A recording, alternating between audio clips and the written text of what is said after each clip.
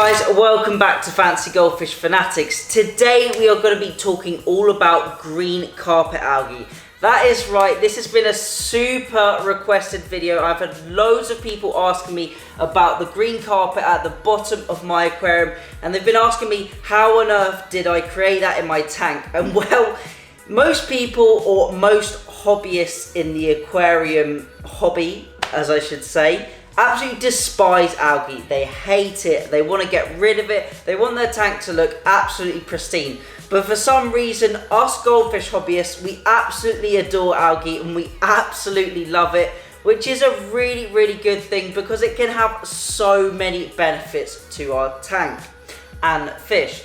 So in today's video, I'm going to be talking to you about the benefits of the green carpet algae, and then I'm also going to be talking to you about my top tips in how to create this luscious green football pitch in our aquariums. So first off, let's talk about what is green algae, how do we get to that sort of stage, what are the benefits of it, and how can it be used beneficially in our tanks and also towards our fish. So firstly, when you set up a brand new aquarium, you're probably going to have a brown algae stage. Now this is known as the diatom algae stage. Diatom algae is very common and it occurs in nearly all brand new aquariums. Now diatoms come about from high phosphates and high silicates, and this brown diatom algae absolutely thrives on these two components, along with a bit of light as well. However, it doesn't really matter how much or how little light you have, the diatom algae is most likely going to grow nonetheless, no matter what tank you have. So once you've got over that diatom algae, this is when your tank starts to establish itself. I would say normally you're not going to get a green carpet algae in any tank that's under sort of 2 months old. It is definitely possible, but I would say on the most part it is highly unlikely that your tank is going to get any sign of green carpet algae or a luscious green carpet within that first sort of 3 months.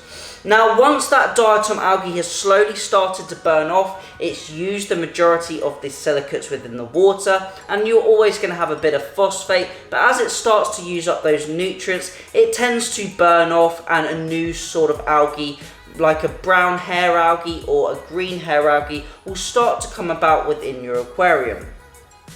Now there are many benefits to having this green algae within your tank, not just for visual aesthetics as you can see in the background here, but it also provides lots of benefits as well.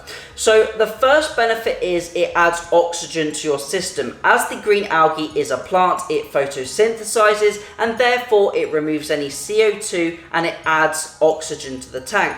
Obviously the reverse to this process happens at night. The plants then use up some oxygen and they release CO2. However, your goldfish are most active during the day. They are feeding during the day. That means they require more oxygen during the day. So having this planted algae will help give them more oxygen and remove some CO2 from the water.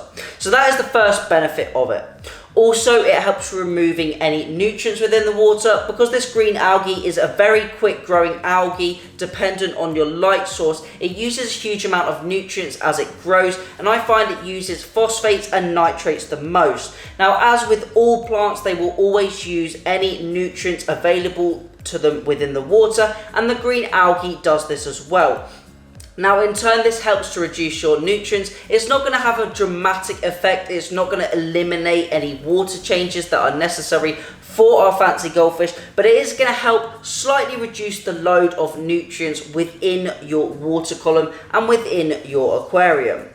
Now also another final benefit is that it provides a natural food source to your fish. This green algae is really good. It provides a really high fibrous diet to your fancy goldfish. It has other nutritional benefits as well, vitamins, minerals, and obviously the fiber, and it can also provide them with a small amount of protein as well. Now nothing major, but it still will provide a small amount of protein which will put on muscle and growth for your fish.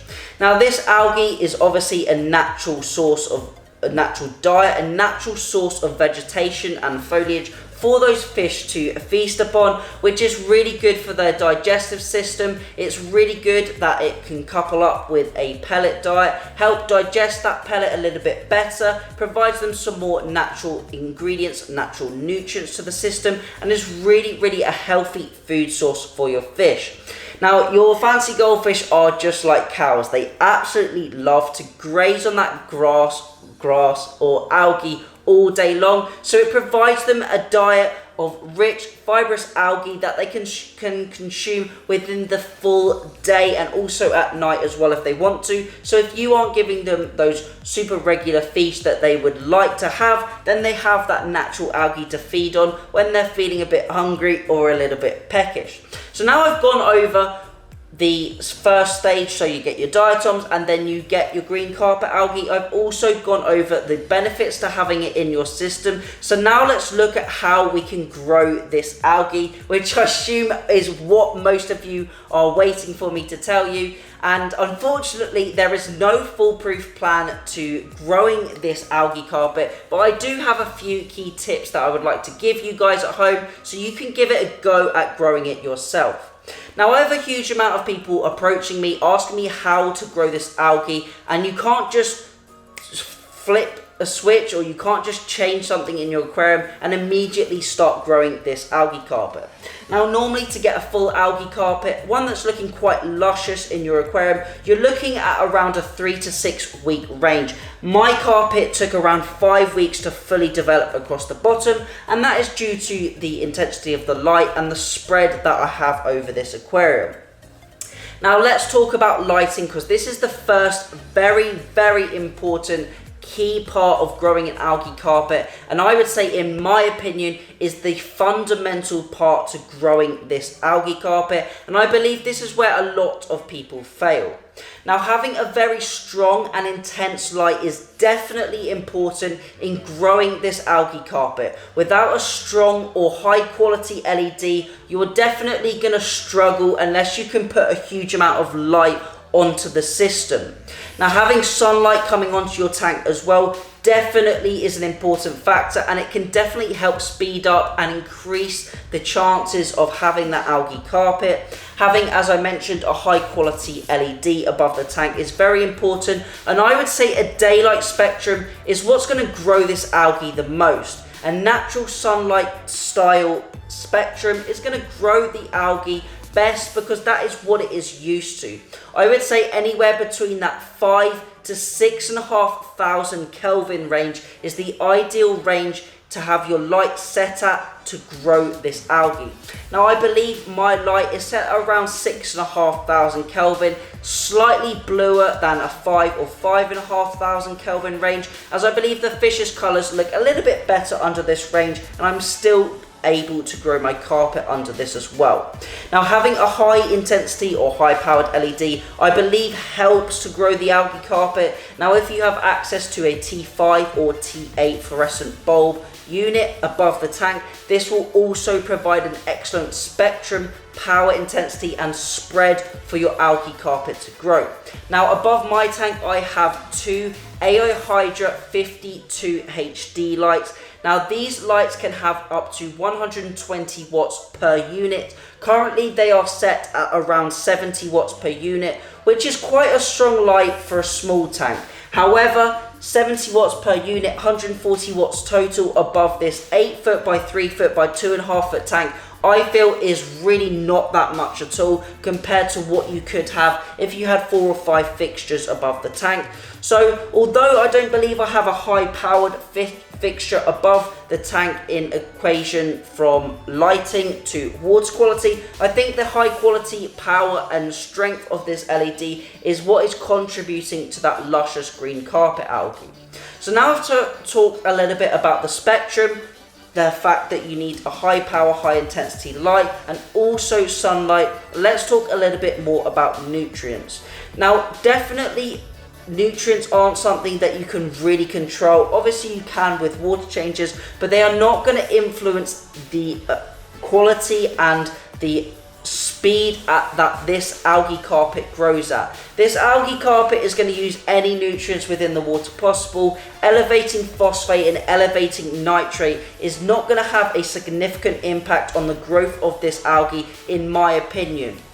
If you've got nitrates of 10, 20 ppm, that is going to be absolutely sufficient. This algae grows in any conditions. Algae is algae, and as I said at the beginning of the video, most fish keepers, this is a nightmare for them. They want to get rid of this algae. They turn their lights down, they feed less, and this algae still continues to grow. So in my opinion, just even having a small level of nutrients within the system is ample and enough to grow a green carpet algae like the one behind me. So now for my little tip or my little trick that many people may not think about. Now, the first problem is getting green algae into your aquarium, and a lot of aquariums don't have that. They might not have any natural sunlight. The aquarium might be in a closed off space and they can't simply get this genus of algae within their tank. Now, a way that I found is very efficient and very good and has a high success rate for adding green algae to your tank is placing a container outside full of some tank water. Now, it's best to do this in summer, but if you can do this with some tank water, placing an aquarium or a Tupperware or a large storage tub outside with some water in is a great way to grow this natural algae. You're getting lots of sunlight onto your container, which is growing that algae, and if you can put an object like a river pebble or a smooth stone into that container, as the sunlight gets to it, you should start to get a little bit of green algae forming on it, and hopefully over a few weeks that algae should cover the stone, because it should cover the sides of the tank. And once you've got that algae on that stone, you can then add it to your aquarium. It should spread onto the glass or onto the back of your tank. Then you can remove that stone and you will now have introduced that green algae within your system, and therefore with the right conditions, enough nutrients and a strong level of light, it should start to grow and plague your tank and grow you that luscious green carpet algae that you desire. So that is it for today's video. Hopefully I've helped you, given you some key tips, tricks and information about the green carpet algae, and allow you at home to grow your own algae carpet and hopefully have a luscious looking green football pitch style aquarium in your tank. Now, I definitely want to add a little football for the goldfish to play with because I thought that would look absolutely awesome, but I haven't quite found the right object or the right sort of football to place into the tank for these fish to play with, but I thought that could be a really fun video. But that is it for today's video. If you do have any questions, please leave them down below. If you want to have your tank featured on our tank tour series or our Rate My Tank series, then you can email me. The email is in the description, fancygoldfishfanatics@gmail.com. But hopefully you enjoyed today's video. Thank you all for watching. Remember to keep those water changes up and happy fish keeping.